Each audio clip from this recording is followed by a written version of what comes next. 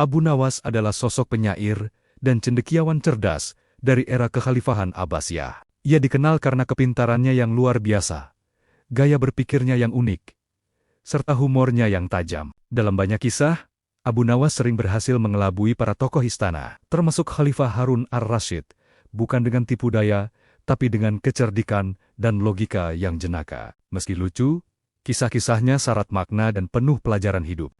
Berikut ini beberapa kisah Abu Nawas.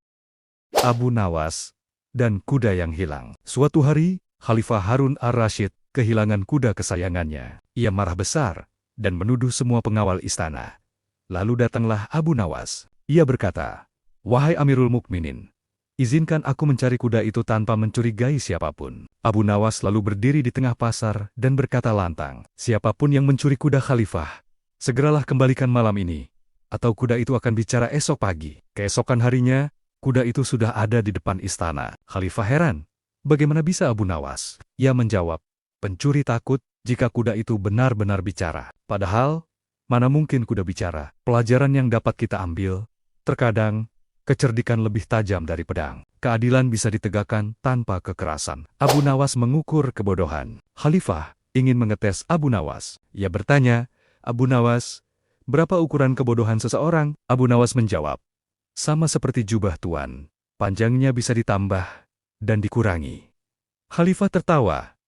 "Apa maksudmu?" "Semakin seseorang merasa paling pintar, semakin panjang jubah kebodohannya. Tapi bila ia sadar ilmunya sedikit, jubah itu akan ia potong sendiri." Hikmahnya yaitu, orang bijak sadar bahwa dirinya masih terus belajar. Abu Nawas mencari orang jujur. Khalifah berkata, "Abu Nawas, carikan aku satu orang yang benar-benar jujur di kota ini." Abu Nawas pun berjalan keliling Baghdad, membawa cermin. Setiap bertemu orang, ia sodorkan cermin dan berkata, "Lihatlah, apakah kau melihat kejujuran di dalam dirimu?" Orang-orang tersinggung, tapi ada satu pemuda yang berkata, "Aku belum bisa melihatnya.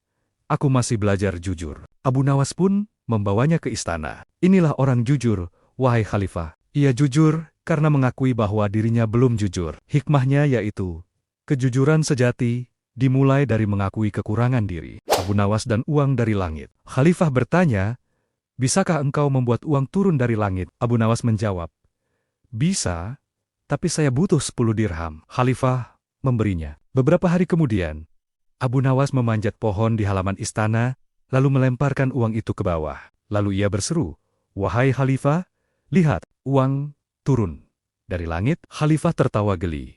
"Dasar kamu, Abu Nawas." Hikmahnya yaitu, terkadang, kebenaran tergantung dari sudut pandang yang dibalik dengan cerdas. Abu Nawas tidak mau jadi hakim. Khalifah ingin mengangkat Abu Nawas menjadi hakim, tapi ia menolak. "Wahai Amirul Mukminin, saya tidak pantas menjadi hakim." Khalifah heran. "Mengapa? Engkau orang cerdas." "Justru karena saya tahu diri, saya menolak." Orang yang merasa pantas memegang kuasa, seringkali lupa menimbang keadilan. Hikmahnya yaitu, kekuasaan bukan untuk dicari, tapi amanah yang harus dipikul dengan takut kepada Allah. Abu Nawas dan ember ajaib. Pada suatu hari, Raja Harun al-Rasyid merasa bosan dan ingin menguji kecerdikan Abu Nawas. Ia berkata, "Wahai Abu Nawas, aku ingin ember yang bisa menampung air, tapi berlubang di bawahnya." Abu Nawas tersenyum santai. "Hamba mengerti, tuanku." Keesokan harinya, Abu Nawas datang membawa ember penuh air. Ajaibnya, air tak keluar dari lubang di bawah ember. Raja heran. "Bagaimana bisa?" Abu Nawas tertawa. "Karena hamba mengisi ember itu dengan es. Lubangnya ada, tapi airnya membeku, tuanku." Sang raja pun terpingkal-pingkal, kagum pada kecerdikan Abu Nawas. Abu Nawas menjual suara. Suatu kali Abu Nawas kehabisan uang. Ia duduk di pasar dan mulai tertawa terbahak-bahak. Orang-orang mulai mendekat karena penasaran. Seorang pedagang bertanya, "Apa yang lucu, wahai Abu Nawas?" Abu Nawas menjawab, "Aku baru saja menjual suara tertawaku seharga 1 dirham. Tiba-tiba, banyak orang memberinya uang agar ia terus tertawa. Ia pun menertawakan dirinya sendiri dan makin kaya karena itu." Abu Nawas dan ayam yang bisa membaca. Raja mendengar kabar bahwa Abu Nawas punya ayam yang bisa membaca. Ia memanggil Abu Nawas dan meminta pertunjukan. Abu Nawas datang membawa ayam dan sebuah kitab kecil. "Lihatlah, tuanku," katanya. Ia membuka kitab dan menaruh biji jagung di setiap halaman. Ayam itu mematuk biji-biji itu satu persatu. Seolah membaca, sang raja tertawa terbahak-bahak. Ayammu membaca dengan mulutnya, Abu Nawas tersenyum. Betul, tuanku. Ia membaca dengan cara yang ia pahami. Abu Nawas disuruh mengukur angin. Sang raja menginginkan hal yang mustahil. Abu Nawas, ukur berapa kecepatan angin hari ini. Abu Nawas tak gentar. Ia pulang membawa seekor ayam, sehelai bulu, dan timbangan. Keesokan harinya, ia kembali dan berkata, Tuanku, angin hari ini setara dengan satu bulu ayam jatuh, sejauh 2 langkah sebelum menyentuh tanah. Sang raja terheran. Apa maksudnya? Abu Nawas menjawab santai.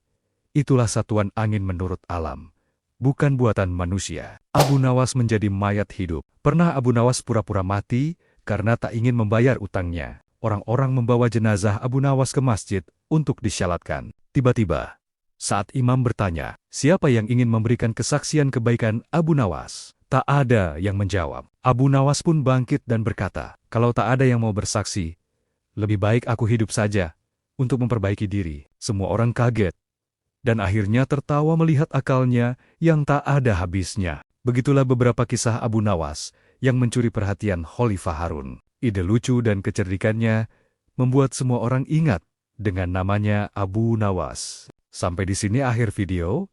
Untuk mendukung channel ini, silahkan klik subscribe dan like-nya. Semoga kita selalu diberikan keberkahan dunia dan akhirat. Wassalamualaikum warahmatullahi wabarakatuh.